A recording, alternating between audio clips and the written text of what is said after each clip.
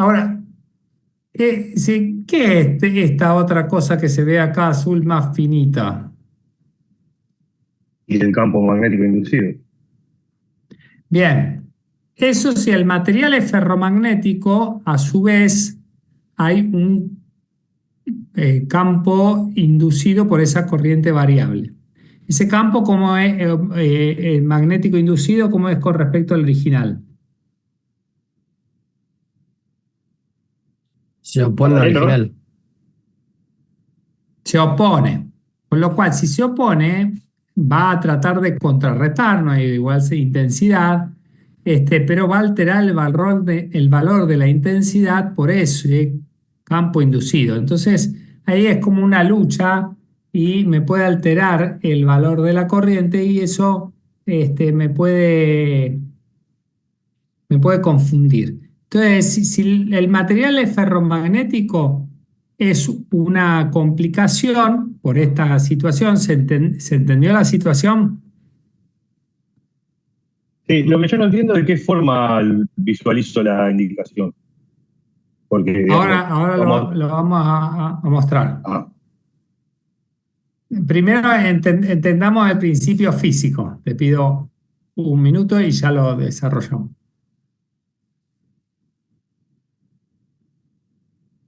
Ahora vemos cómo es esa interacción. Entonces, si es ferromagnético, es un problema. Si es conductor no ferromagnético, ¿qué material es conductor no ferromagnético que ustedes conozcan? inoxidable austenítico. Por ejemplo, el inoxidable austenítico, ¿qué más? Aluminio. El aluminio, el cobre, el titanio, el latón. Todos esos son materiales conductores no ferromagnéticos que van ideal para esta técnica. Esta técnica en verdad fue desarrollada para esos materiales en particular y esos materiales se usan, y ustedes lo tienen, en los intercambiadores de calor. Ahora vamos a ver un poco. Bueno, ahí mismo dice algunas de las aplicaciones.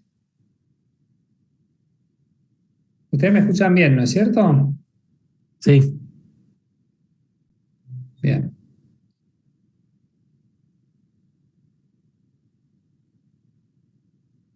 Alguna de las aplicaciones es esta, la detección de grietas superficiales. Es una técnica que llega hasta 5 milímetros de profundidad.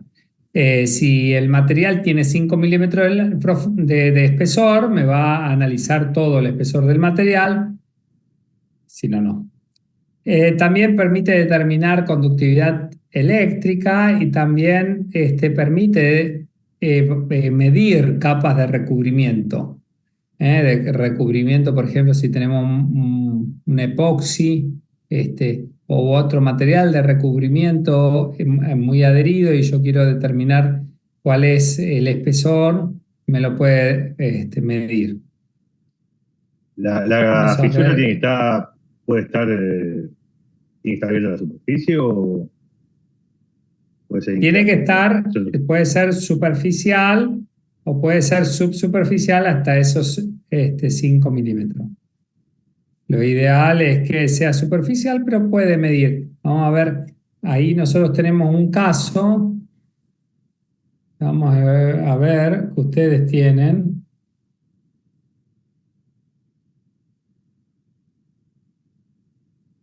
Ustedes tienen ahí dos casos hechos de corrientes inducidas, dos aplicaciones, una para un tubo, ahora lo vamos a ver porque este, fundamental para que tengan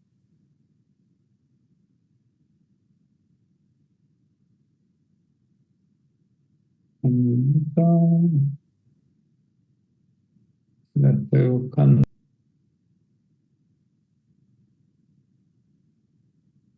Acá tenemos, entonces, tenemos los materiales. Uno de estos, acá se ve la aplicación de corrientes inducidas ahí en lo que es mi intercambiador de calor.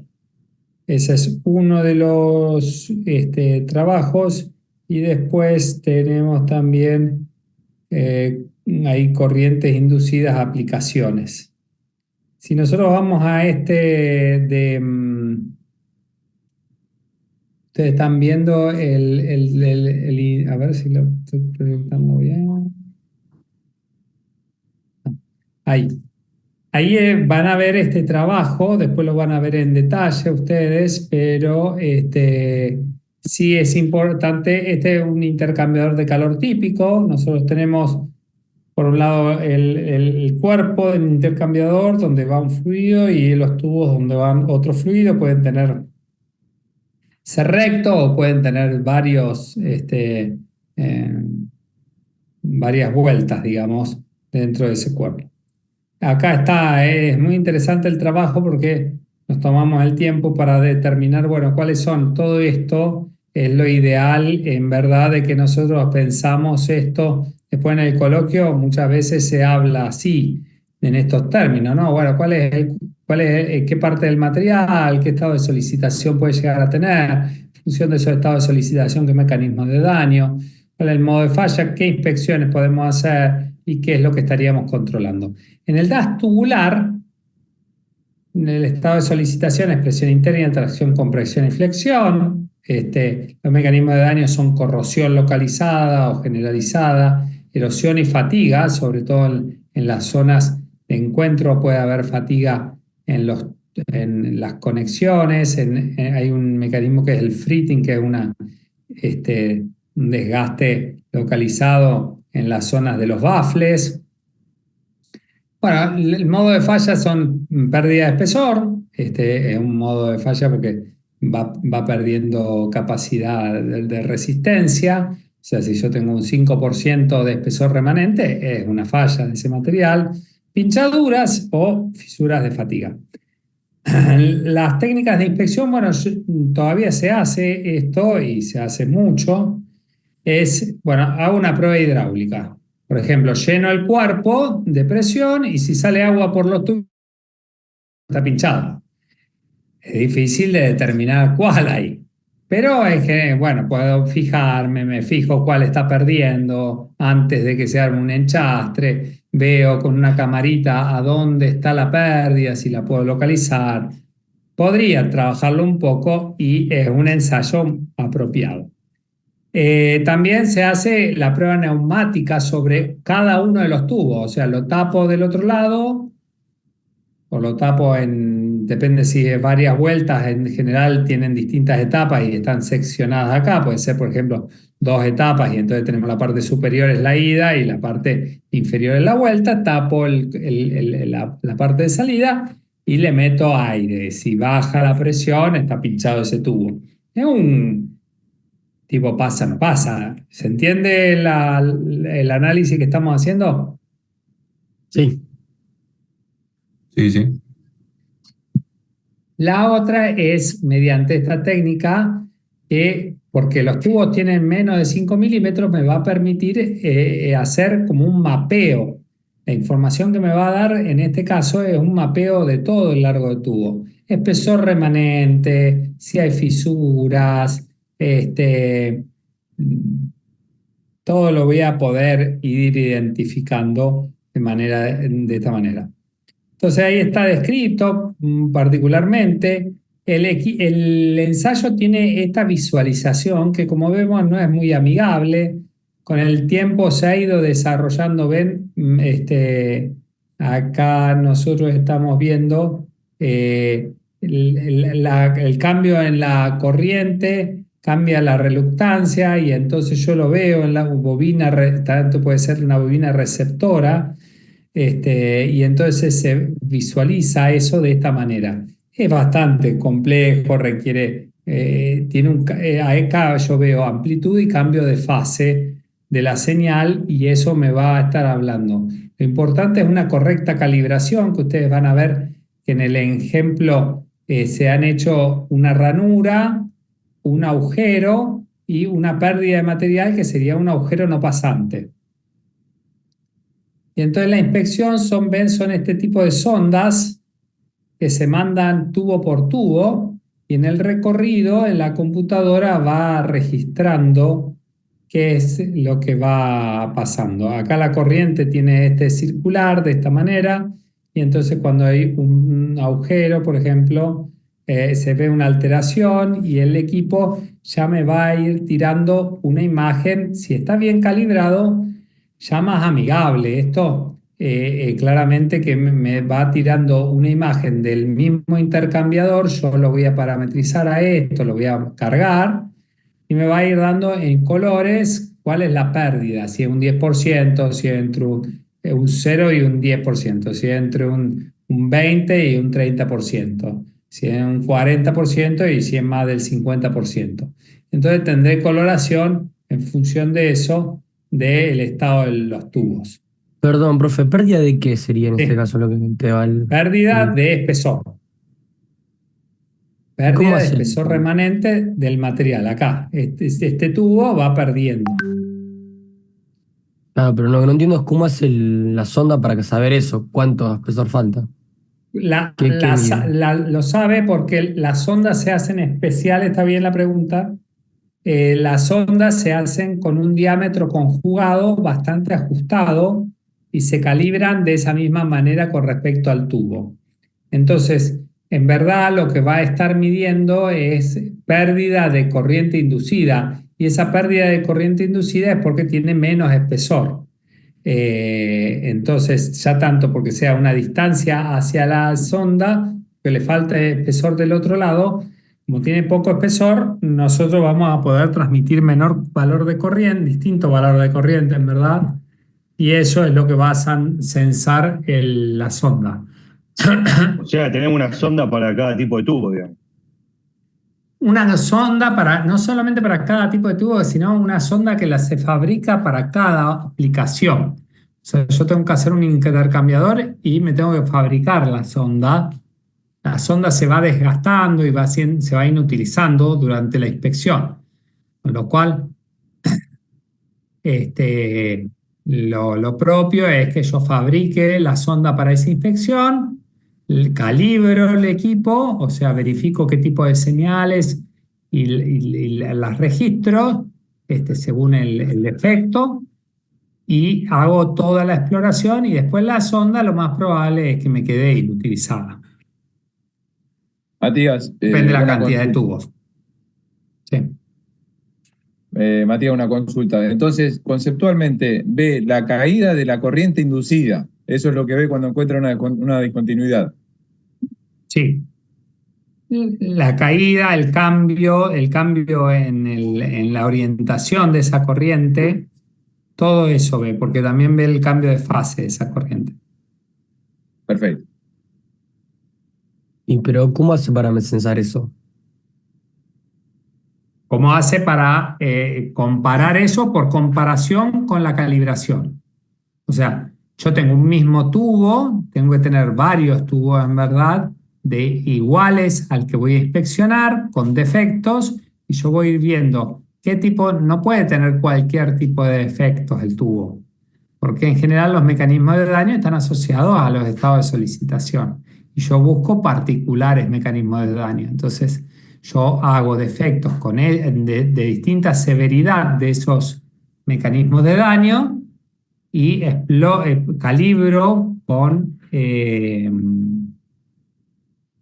calibro al equipo con los patrones realizados de esa manera. Ahí vamos a ver Sí, otro igual que me parece tienen que ahí. la pregunta, o por lo menos lo que entiendo yo, digamos, el equipo emite el campo inducido sobre el tubo y tiene un receptor para Un recibir, campo digamos, eso no entiendo magnético. cómo. Claro, tiene el campo magnético que induce Ahí, sobre el tubo y el inducido lo recibe, digamos, tiene un receptor, algo así sería. claro, Yo no tiene una entiendo cómo. bobina emisora y tiene una bobina receptora. Ahí lo vemos. Ahora la idea es ver un poco las aplicaciones y después volvemos, pero vamos a verlo directamente acá.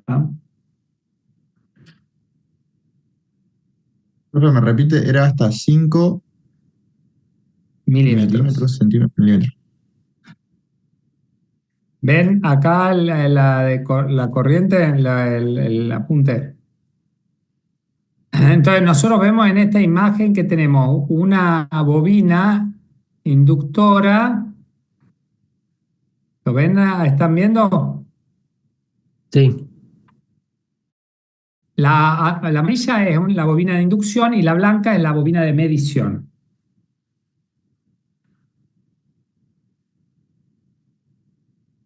Puede ser esto que envuelve, en el caso de los intercambiadores es más chiquita y va por dentro, ¿no es cierto? No va por afuera, pero podría también yo tener una bobina que vaya por afuera para inspeccionar cañerías o estas que se llaman bobina absoluta, que mide sobre una superficie.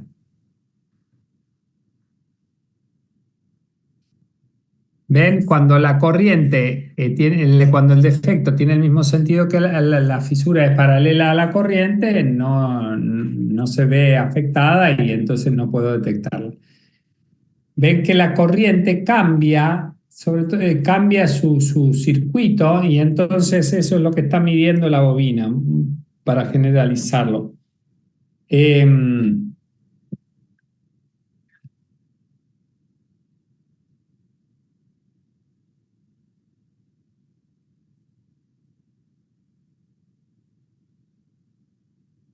Estas son, ven, son además, nosotros tenemos calibraciones, además podemos tener dos tipos de bobina, uno que va viendo el patrón para irla teniendo de referencia y otro que va censando el objeto de estudio, de manera de poder detectar cuáles son las anomalías.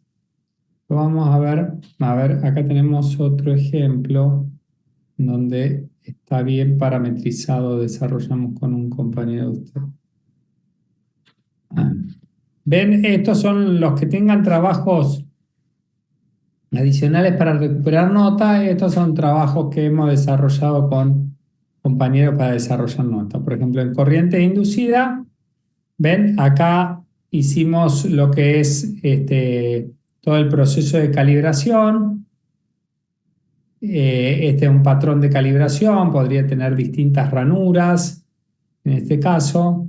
Ahí está viendo cómo se maneja en equipo, se analizan las señales. Yo visualizo cómo se ve cuando tengo una pérdida del 10%, cuando tengo una pérdida del 15%. No, a ver cómo era. Acá, de ranura de 0,2, 0,5 y de 1 milímetro. Y entonces, ¿cómo se va a visualizar eso en la pantalla?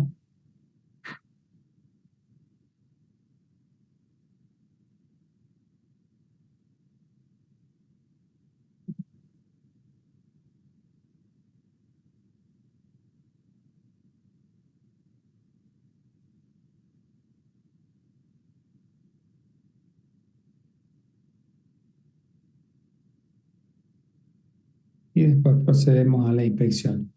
Eso los van a poder ver un poco más en detalle. Si les pasamos, a ver, vamos a buscar ahora.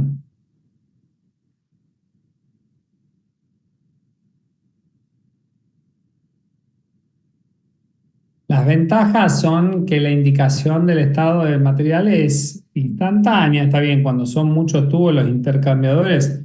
La principal aplicación de esto es intercambiadores de calor. Por la velocidad podemos inspeccionar hasta más de 200 tubos en un día, una jornada. Entonces, los intercambiadores hay veces que tienen 5.000 tubos, una cosa así. Entonces, bueno, en una semana, en 10 días podemos inspeccionarlo. Eh,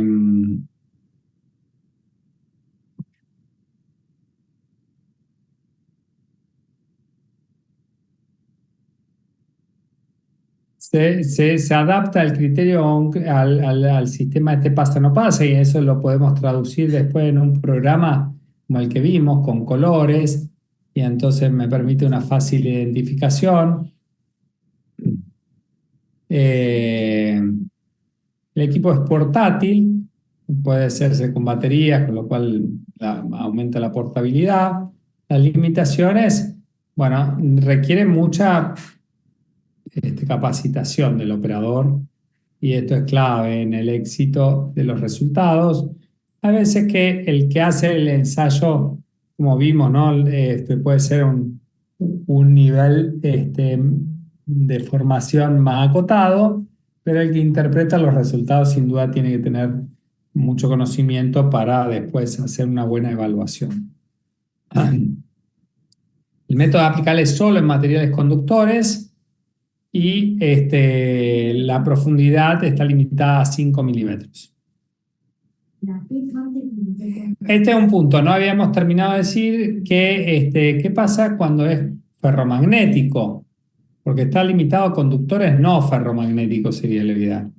En materiales ferromagnéticos, esa corriente inducida que genera ese campo magnético inducido, ese campo magnético inducido no es exactamente igual en todo el largo del material, entonces es difícil de parametrizar. Entonces lo que se hace para poder ensayar en materiales ferromagnéticos es primero pasar una bobina que sature a ese material. Entonces ya tengo igualdad de condiciones, ya no se va a alterar por la presencia, ¿no? Porque no le va a agregar esta corriente inducida, este campo magnético inducido, no le va a agregar al campo ya saturado, y entonces la lectura va a estar independiente de ese magnetismo. El problema es que al estar magnetizada, la sonda se va a ir pegando más al ser ferromagnético también, tiene más complicaciones. En general se puede, pero se prefiere esta técnica para materiales conductores no ferromagnéticos.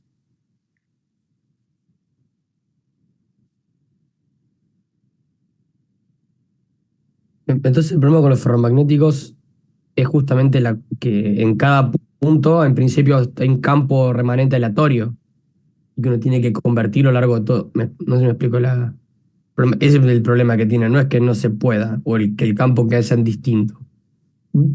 El material ferromagnético, el problema que tiene es que la corriente inducida genera ese campo que se opone. Eso altera la corriente porque al tratar de oponerse modifica la corriente inducida, pero por el magnetismo, no por un defecto, y entonces me complica la evaluación.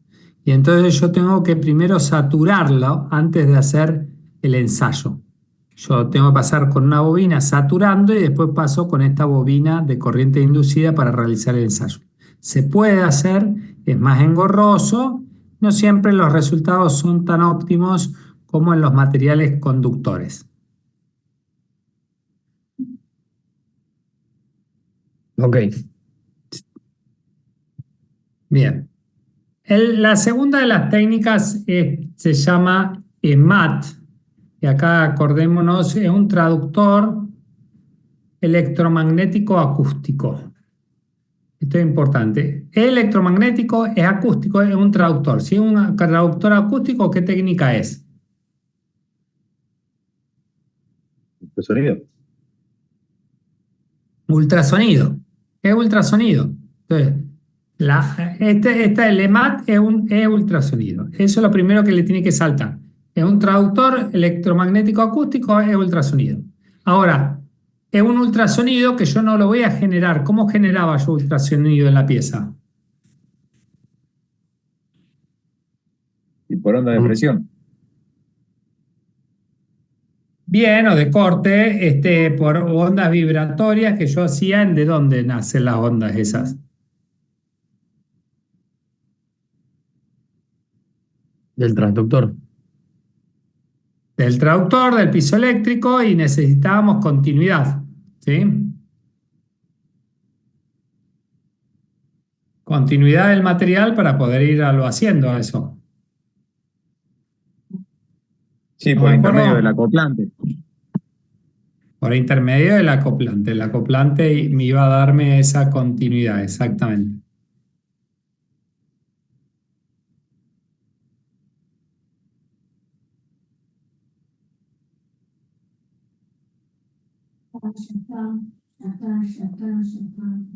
Bien, a ver, esperen que estaba buscando. No. Bien. Entonces, acá tenemos un dibujito. Ustedes miren acá, ven ¿ustedes están viendo el cursor? Sí, Sí. sí. Sí, se ve. Entonces, este es el tradicional, el verde. El cristal, piso eléctrico, el acoplante, generamos onda ultrasónica en el material. Todo este dispositivo es para generar ondas en el material vibratorias, o sea, ultrasonido en este caso, sin contacto. Miren, ahora, ¿qué ventaja se le ocurre que puede traer que no tenga contacto?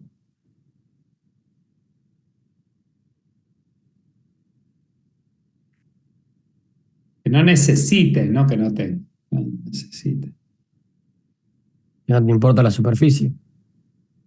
Bien, no me importa la superficie, ¿en qué sentido? En rugosidad, ondulación, tiene por qué ser plana. Bien, correcto. Además puede tener mayor temperatura, el acoplante se me evaporaría.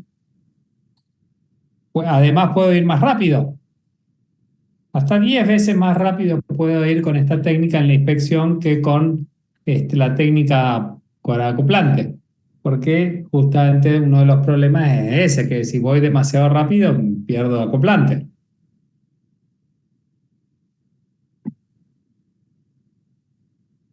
Perdón, se me fue. No sé qué pasó. No puedo estar, no puedo.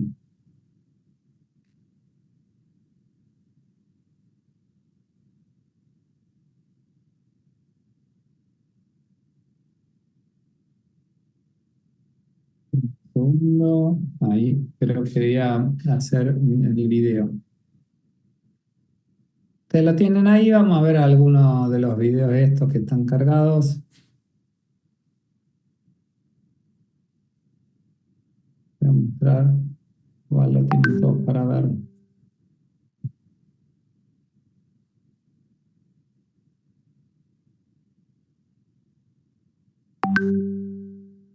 Pero se entiende la técnica mucho más fácil. Esperen, ¿eh?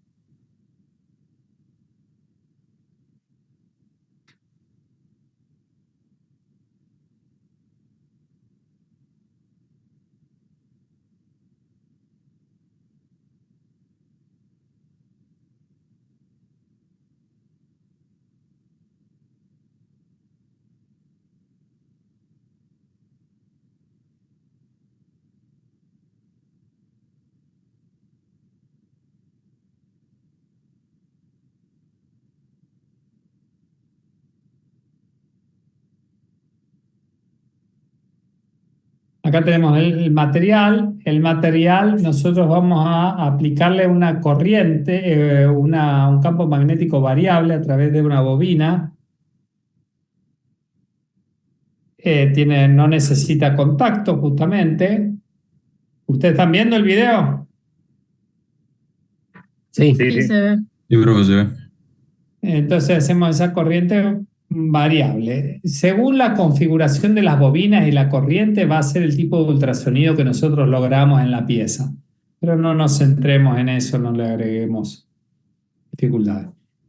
Esa corriente variable el material que nosotros tenemos es ferromagnético, es conductor primero para poder lograr estas corrientes que son variables. ¿Hasta ahí estamos de acuerdo?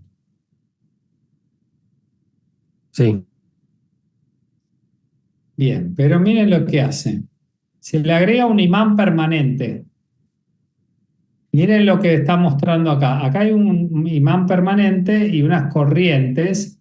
Esta interacción entre este campo magnético y las corrientes generan una fuerza, las fuerzas de Lorentz. Al ser variable la corriente, y va a ser variable la fuerza de Lorentz. ¿Hasta ahí estamos? Sí, sí. Sí. Al ser variable, una fuerza variable genera vibración en el material. Parece esto es ciencia ficción, pero se logra y se logra muy bien en campo con los ajustes necesarios. Entonces, como una fuerza variable puede generar, si está bien configurada, vibración de las partículas, y esa vibración, si está bien configurada, me puede generar ultrasonido en el material.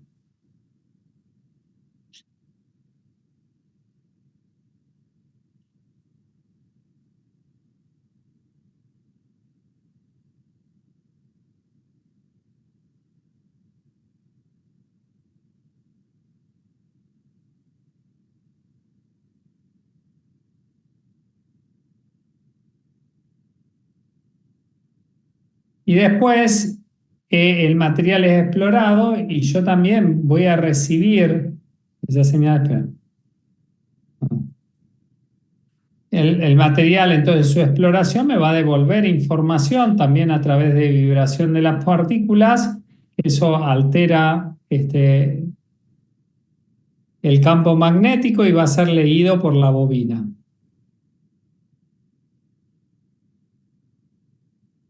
Que recibe una señal y esa señal es traducida después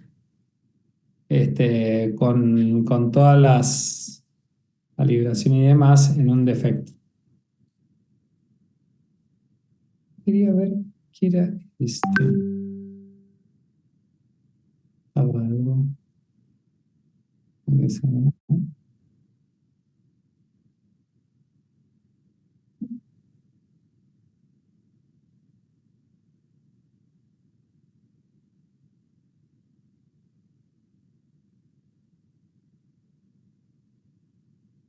Me parece que da las ventajas. No. Si este compara con el método tradicional, digamos, de la sonido convencional. Entonces, ante suciedad en la superficie, cuanto mayor es la suciedad, puede haber un problema ahí de acoplamiento y puedo perder señal. Porque me afecta el acoplante. ¿Ven la comparativa que está haciendo? ¿Se entiende?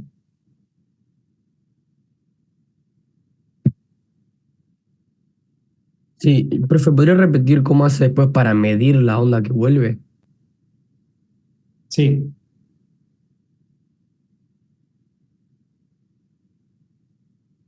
Esta comparativa claramente que está dada para acrecentar las virtudes del EMAT. Si nosotros aumentamos la velocidad, acá está, ¿ven? La velocidad de inspección, claramente que acá el acoplante va a empezar a fallar cuando aumentamos mucho la velocidad.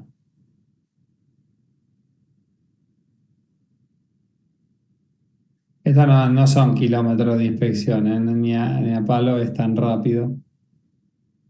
Pero bueno, claramente que empezamos a perder ahí. Y la última que explora es la curvatura del objeto. Bueno, cuanto más curvado es, bueno, se va perdiendo parte de la señal, cosa que no tenemos tanto.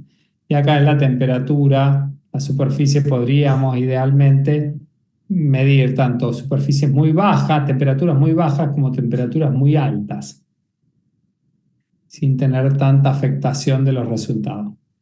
No, más bien, más teoría que realmente una realidad empírica.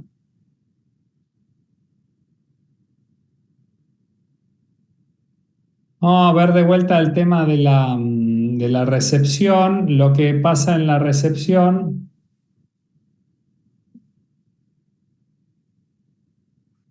es que justamente esa vibración de las partículas llega a la superficie y va a afectar el campo magnético cómo se está propagando acá. En verdad tengo otra bobina que es receptora, que lee esa alteración. Y entonces eso es lo que se va a ir censando. No suelen ser la misma bobina.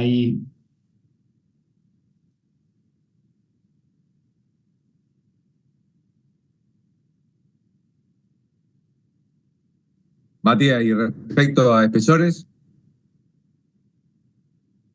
Bien, ¿Qué información, está bien la pregunta, qué información me da?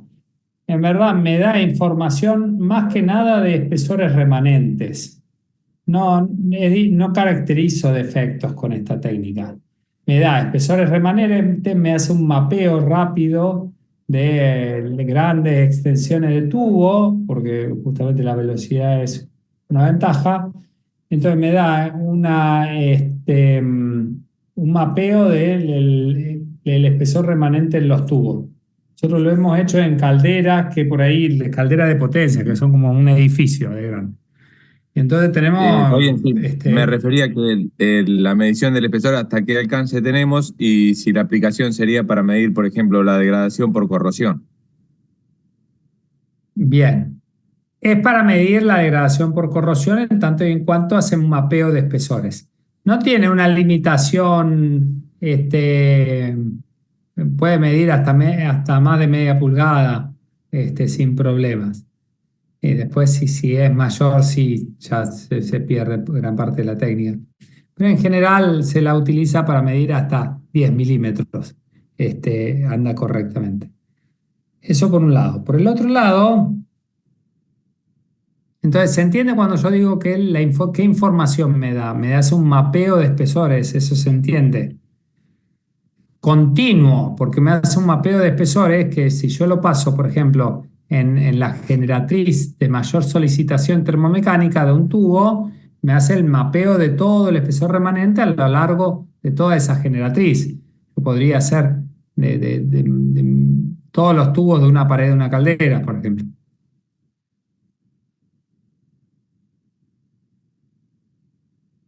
Hasta ahí estamos, mide espesores remanentes.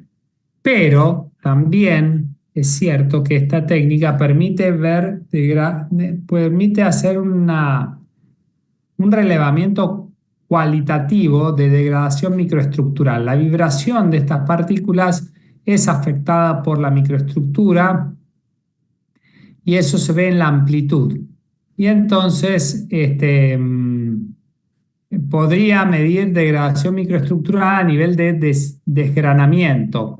¿Qué mecanismo de daño producían desgranamiento?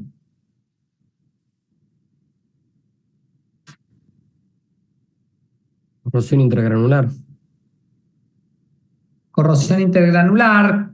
¿Qué más?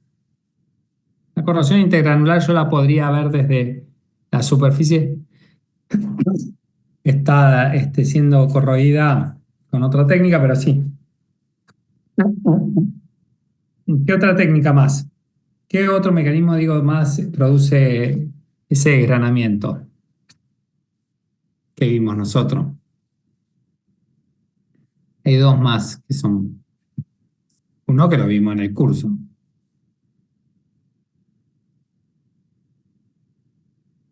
Y que el origen de la falla por decohesión podría ser un origen de falla por decohesión.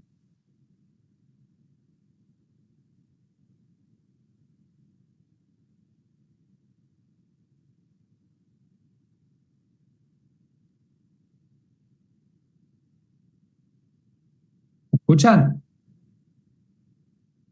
Sí, profe, no me acuerdo. ¿Puede ser fragilización por hidrógeno? Que también tenía ese problema. Fragilización por hidrógeno tiene este problema también. Y CRIP.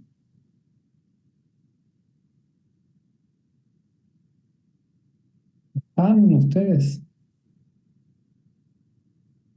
Sí, sí, profe. No me Bueno, acordaba, profe. CRIP. Claramente que se produce este fenómeno cuando hay, sobre todo, CRIP de largo plazo, donde nosotros tenemos una afectación del borde de grano por transformación microestructural, ¿sí?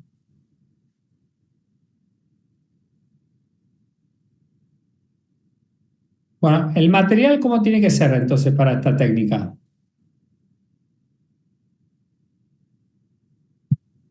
Conductor, Conductor de seguro y ferromagnético también, ¿sí? El ferromagnético es para que lo pueda medir la vuelta. No entiendo para qué. Porque tengo un imán permanente y para que se generen las fuerzas de Lorentz tienen que estar las dos condiciones, la corriente y el campo magnético inducido. Ok, ok. Bien, entonces se utiliza para tubos y caños, sobre todo para evaluación de espesor remanente y degradación microestructural, porque les decía, modifica la amplitud de la señal.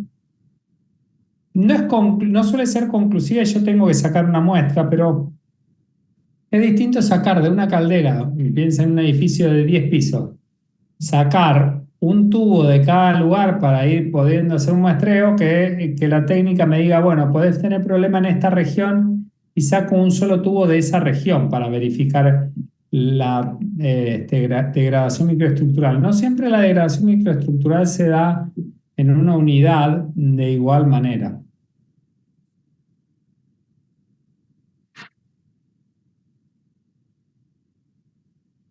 Bien, la tercera de las técnicas se llama emisión acústica. Ya acá ustedes tienen que saber que esto altera un poco, emito yo algo, hay alguien que emite un ruido. ¿Eh? Emisión acústica, hay una emisión de un ruido. ¿Quién emite ese ruido? Las fisuras activas. ¿Qué son una fisura activa? Son una fisura que cuando están sometidas a tensión crecen. O la corrosión activa. Ahí estamos.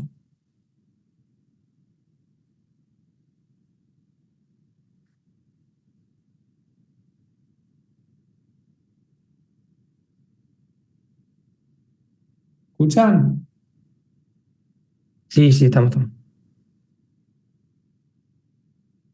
Bien, acá está esquematizado esto. Nosotros tenemos una fisura, esa fisura cuando va creciendo por el movimiento de deslocaciones genera una vibración.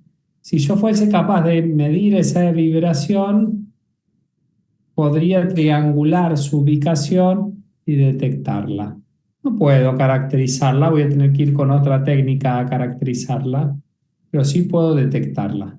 Entonces se colocan, en general esto se aplica para recipientes a presión porque hay una continuidad del material, o para cañerías se las presuriza a una presión cercana a la de servicio para que se activen estos mecanismos y se colocan distintos pisoeléctricos. De acá viene una parte de la habilidad del inspector para poder determinar dónde colocarlos para poder detectarlas. Y entonces yo necesito al menos triangular, porque yo tengo el origen. Por ejemplo, en este pisoeléctrico que ven acá, yo capto que hay una señal que viene en esta dirección, pero yo no sé si es acá, acá, acá, acá, acá. Con el otro sensor yo triangulo, como no es un plano sino una superficie, necesito varios, en general varios de estos sensores para localizarlos. ¿Se entiende hasta acá de qué estamos hablando? El tanque estaría presurizado con agua en el interior. Con agua o con aire, es lo mismo. El objetivo es que tenga tensión. Este es un tanque API. En los tanques API el resultado no es tan fácil. Hay que hacer todo un proceso de caracterización. Pero en recipientes a presión más clásico, digamos, de pulmones de aire o de vapor o de lo que sea, o cañerías, tiene más chance esta técnica de servir.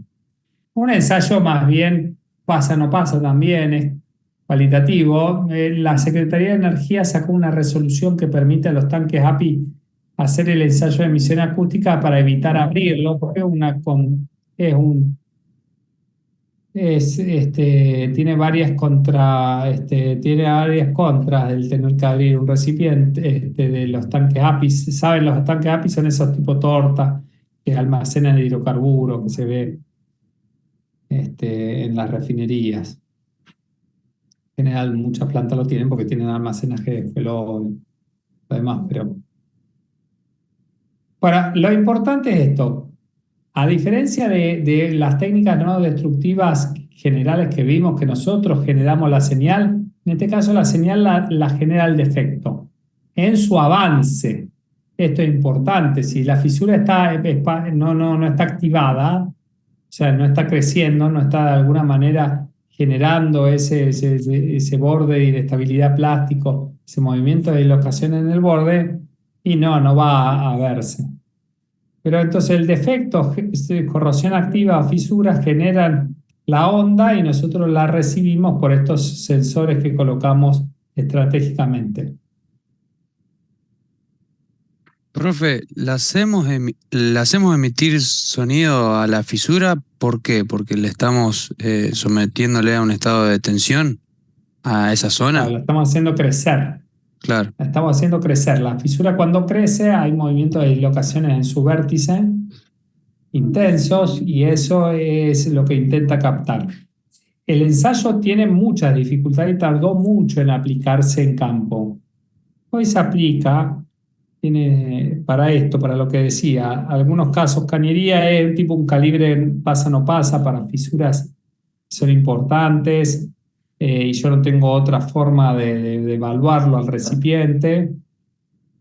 Una técnica que tiene su costo porque claramente el ensayo requiere toda una formación y un seguimiento y calibración que es complejo, pero piensen que toda vibración en una fábrica, lo que decíamos con el ensayo de fuga, toda vibración, la fábrica está llena de vibración.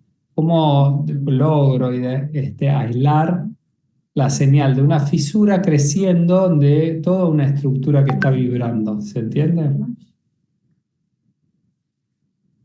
Sí, perfecto. Entonces, es una técnica que se aplica acotadamente y yo siempre recomiendo que los que hagan esta técnica se dediquen solo a esto, porque es difícil que te dediques a todo y todo hacerlo bien, sobre todo en estas técnicas especiales que tienen bastante vueltitas.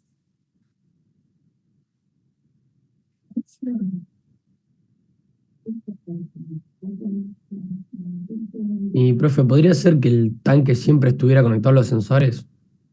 ¿Que vos dejaras un tanque siempre con los sensores puestos funcionando habitualmente? No sé si me explico la pregunta. Sí, qué buena pregunta, porque sí, y tanto es así que es una de las principales ventajas. Vamos a ver ahora otra que es ondas guiadas, que ondas guiadas es más, tiene mejores posibilidades. Esta lo que pasa es que a veces es difícil los sensores que sigan manteniéndose de igual manera en cómo están adheridos al tanque y demás, pero podría hacerse esto, que sirva como un monitoreo constante, sobre todo de instalaciones que están en el medio de la nada o están enterradas. Y entonces es difícil hacer un monitoreo con otras técnicas. Esta podría servir para eso. Ondas guiadas. Ondas, volvemos, si son ondas, en este caso, estas las vimos ya, son ondas ultrasónicas de LAM. Estas ondas guiadas, como corderito, como LAM de cordero, vamos a guiarlas a lo largo de una cañería. Es ultrasonido. ¿Qué características tenían las ondas de LAM que vimos? ¿Son superficiales? Bien, tienen características parecidas a las superficiales en cuanto a su oscilación es elíptica, no es de corte como la transversal o de compresión-precesión como la longitudinal, pero no solamente es superficial, sino que abarca todo el espesor. Todo el espesor vibra. Las de Raylight eran las superficiales y esas nada más abarcan la longitud de onda. Estas justamente se desarrollan en el material, se parametrizan para que vibre todo el espesor. ¿Sí? Sí. Pero no solamente vibra todo el espesor en un ancho de oscilación, sino que nosotros buscamos que haya un collarín, que vibre toda la sección en todo el espesor. Toda la sección en todo el espesor. Entonces, es una onda que va viajando en todo el material. ¿Se entiende esto? Este collarín que ven acá se ajusta y se desarrolla de esa manera. Hacer que vibre todo el material de la pieza, entonces tengo una onda que viaja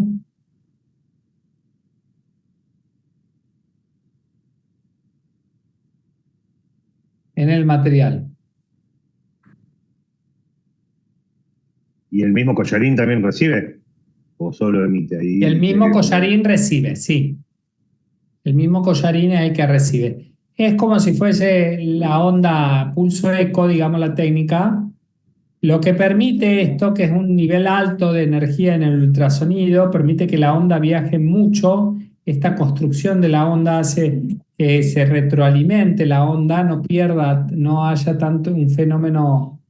El fenómeno de atenuación se ve muy disminuido y eso permite que yo pueda inspeccionar desde un solo lugar, desde este lugar que pusimos el collarín, hasta 60 metros por delante.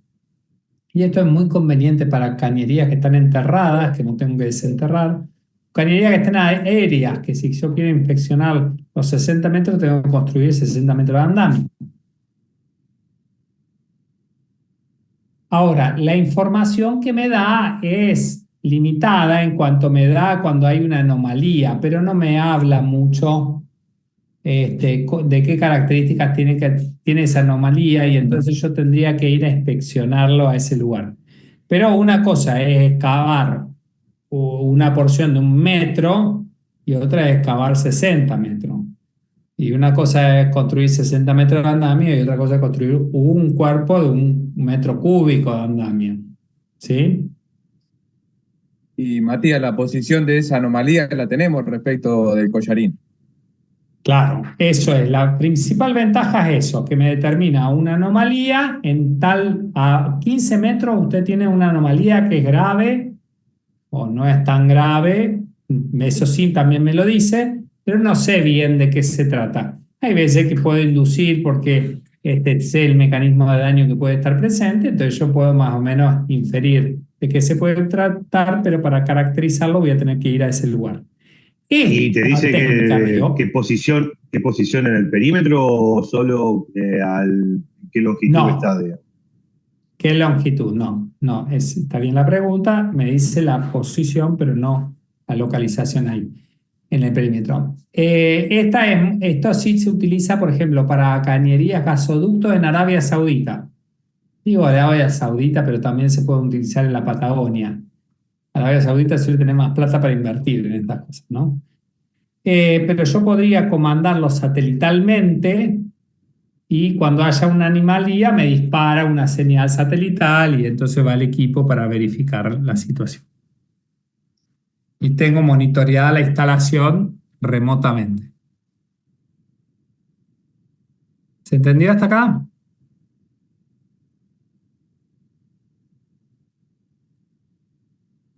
Sí, sí. Sí, se entiende. Sí. Bien, esta es la emisión, un esquemita para ver las distintas formas para compararlo. La emisión acústica, la señal la genera el defecto, en la onda guiada, la señal viaja por toda la sección de la cañería. Es para cañerías, como decíamos antes, porque ahí es donde más ventaja se saca la técnica. Es una técnica que es cara. No tiene sentido desarrollar todo el collarín, la parametrización de la señal, la caracterización de los defectos y todo para cualquier cosa. Tiene sentido en estas aplicaciones, cañería enterrada 60 metros y cañerías aéreas 60 metros o 30 metros que me permite detectar si hay alguna anomalía. Este es el phase array que ya habíamos. La última de las técnicas es MFL o Magnetic Flux Leakage. Lamentablemente todas estas se utilizan en español, en Argentina y en el mundo con estas siglas en anacronismo del inglés, pero es pérdida de flujo magnético. ¿sí? Pérdida de flujo magnético. Yo induzco, el material tiene que ser ferromagnético, yo induzco un campo magnético, el flujo magnético va a estar dado en función de la densidad, la continuidad del material.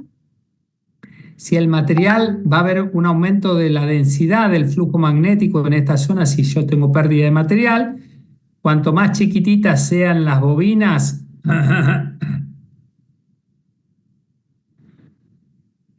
menos es la sección está integrada, o sea, menos es la, porque en verdad que mira, ¿se entiende hasta acá la técnica?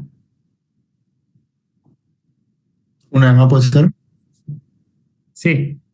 Joint es un campo magnético que se induce en la pieza en función del espesor remanente, de la pérdida de material, va a haber una alteración a la densidad de flujo magnético inducido.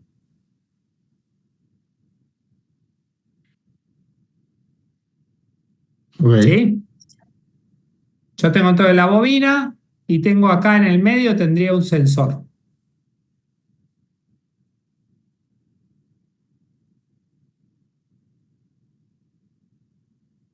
Entonces yo induzco el campo magnético en función de la cantidad de material que hay en esa sección abarcada por la bobina, es la densidad de flujo. Eso es lo que va a medir el sensor. La densidad esa de flujo me va a hablar si hay mucha densidad de flujo, quiero decir que perdí material. El equipo no lee realmente si la pérdida de material es más una corrosión tipo rendija o muy puntual. Mira pérdida de material. Entonces ahí se han ido cada vez fabricando bobinas más chiquititas, todas unas al lado de la otra, para abarcar un área cada vez más pequeña. Y esto se utiliza mucho para tanques. Esto es, acá está.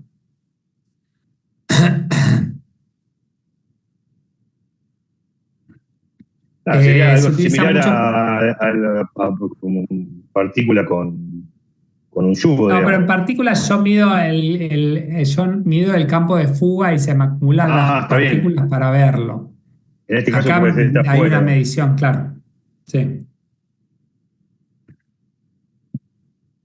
Permite, por ejemplo, en tanques, estos tanques API, yo recorro, parecen, a ver si tengo otra, esperen.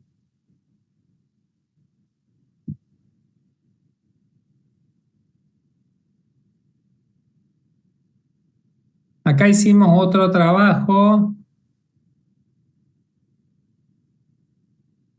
en tubos de MFL, de pérdida de flujo magnético. Un segundo, está bajando.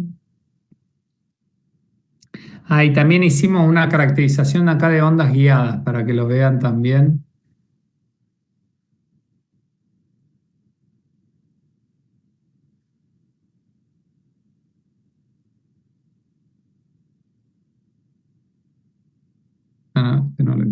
Esta es una caracterización que se ha hecho MFL en tubos.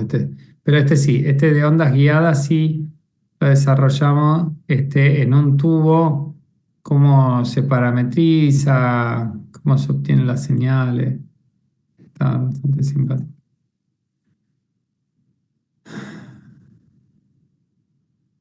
Quieren Profe, ante una pérdida de material, ¿vos no deberías tener una disminución de la densidad de flujo en lugar de un una aumento? disminución. Porque vos, como mencionaste que el sensor mide un aumento de la densidad de Un flujo cambio en... en la densidad de flujo. Ok, Sí, este, se mide cambio en la densidad de flujo, porcentaje de cambio. ok.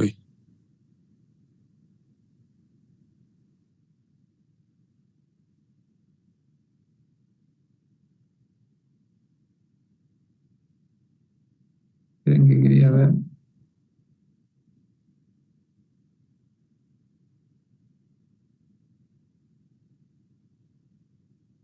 Bien, Fran.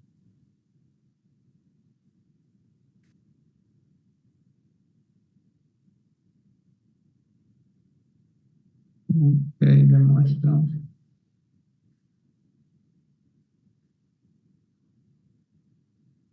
Los equipos son parecidos a estos para los pisos de los tanques API. Son tipo barredoras, parecen. Acá tienen abajo todas las bobinas. ¿Ven? Son distintos tipos. Hay algunas variaciones, hay otros sistemas de baja frecuencia electromagnética. Bueno, esto no importa. Vamos a ver el de flujo disperso, el que nosotros vemos, porque si estos son el 5 que son ensayos de mucha aplicación, pero bueno, acá lo que habla que tiene un encoder para registrar, para después poder mostrar dónde está, caracterizar. Acá tienen, ven, los sistemas en general tienen, como ven en este caso, tienen 18, si mal no leo, 18 pequeñas bobinitas. Y entonces, si hay en alguna de ellas se detecta una disminución, yo seteo, y una disminución, pongámosle que yo seteé para que la disminución de más del 30% me marque una luz roja, me lo marca de manera instantánea para hacerlo más rápido. Pero después la idea, estas son un poco las inspecciones.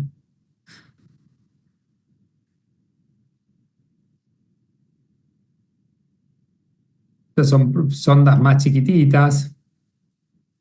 Quiero ver si hay alguna de estas son las señales que recibo.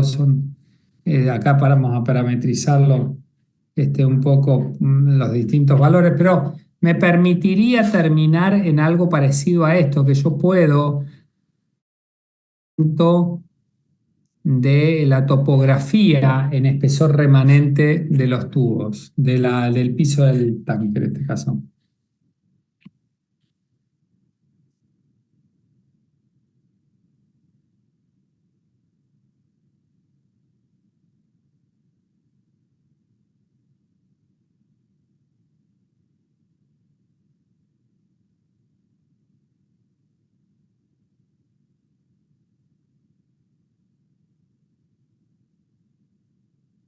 ¿Hay alguna limitación en el material de esto? Que sea ferromagnético, claramente. Pero ven, si yo puedo ingresar después al programa cómo es el piso del tanque, después me va a marcar todos los puntos acá con las distintas disminuciones de espesores. ¿Qué chapas tengo que cambiar? Por ejemplo, me podría terminar diciendo. Es una ventaja. Bueno, no parece que esté muy bien ese tanque, ¿no? Entonces, todo eso se parametriza.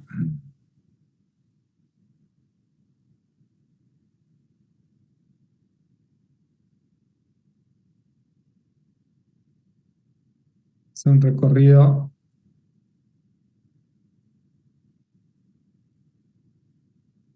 Espera un minuto.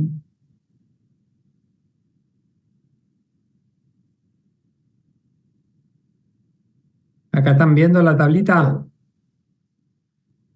No. No. Mm.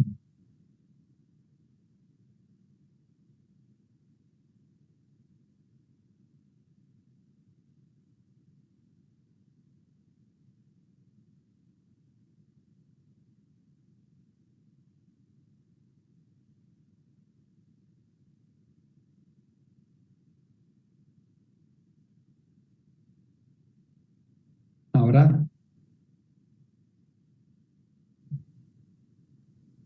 Ahora sí, profe. Sí. Bien. Bueno, entonces, corrientes inducidas, ¿qué era? ¿Cuál era el principio? Medir la corriente que se induce en un material. Bien, ¿cómo tiene que ser el material? Conductor, pero no ferromagnético. Bien, si es ferromagnético, Hay que Hay que saturarlo. saturarlo. hay que saturarlo previamente. ¿Cuáles son algunas aplicaciones?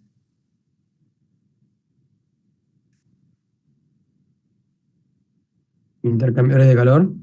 Sí, los tubos del El cambiador de intercambiador. calor. Y también para medir, puede utilizarse para medir, por ejemplo, tamaño de fisura superficial en una superficie metálica. ¿No es cierto? Eso también lo puede hacer. El EMAT, traductor electromagnético acústico. ¿En qué se basa la técnica?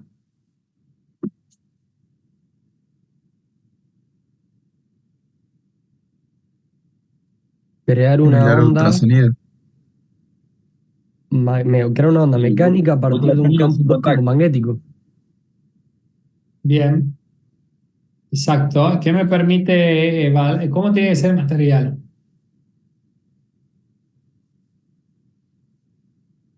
Ferromagnético. Tiene que ser ferromagnético, sí.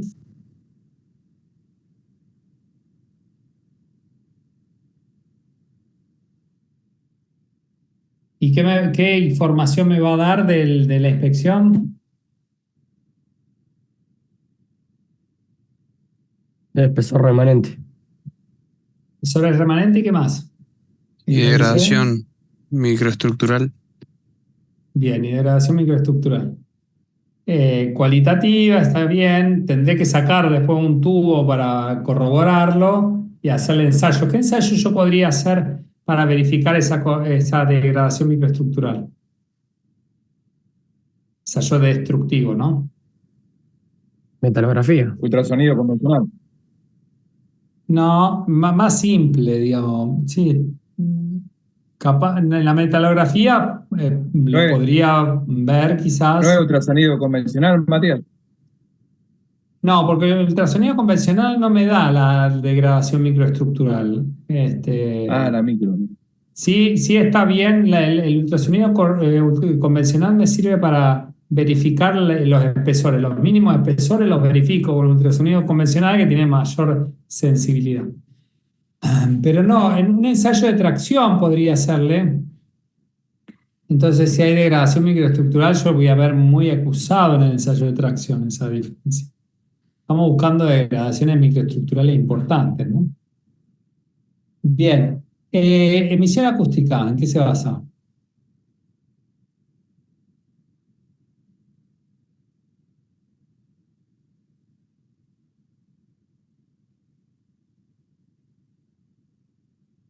Estresar la pieza y la fisura que ya está se activa y emite ondas, va, ruido. Bien. ¿Onda de qué tipo? Mecánico. Bien, una onda mecánica y yo la detecto con estos sensores. En principio, ¿para qué la principal aplicación es? Los recipientes a presión. Bien. Sí. ¿Ondas guiadas?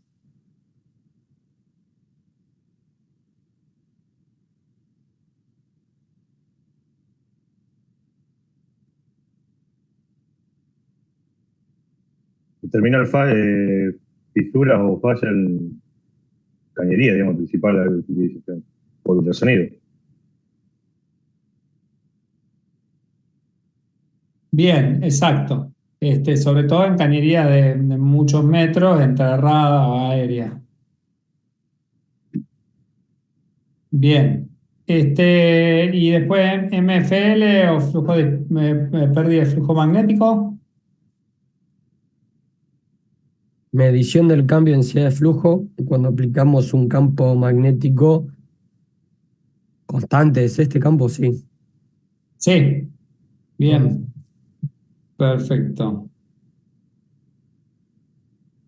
Bueno, muy bien, más o menos eso va a ser y la principal aplicación de este MFL en qué tipo de materiales y en qué tipo de dispositivo. Tanque SAPI para materiales Sí, ferromagnéticos. bien. Bueno, eso un poco para que tengan.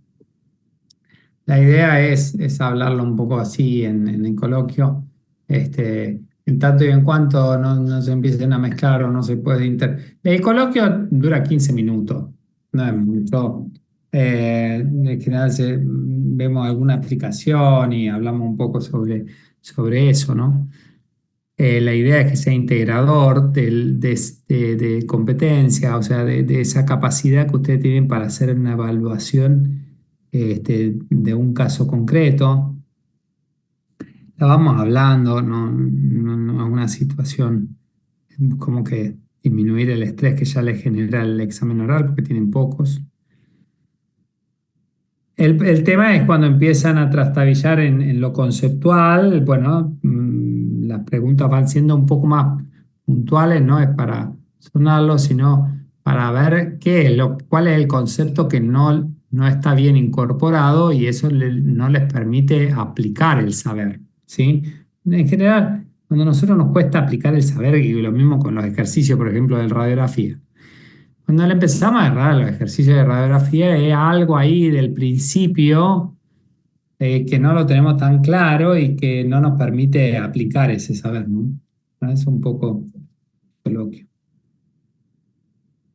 Vayan anotándose en las fechas, porque después se les acumula y lo trasladan y tenemos que, para ustedes mismos, también cerrar ya la materia. ¿Anotándolos en dónde, profe? Me mandan un mail o un mensaje, está puesto ahí en la sección coloquio, ¿no estaba esto? A ver. Dame un segundo.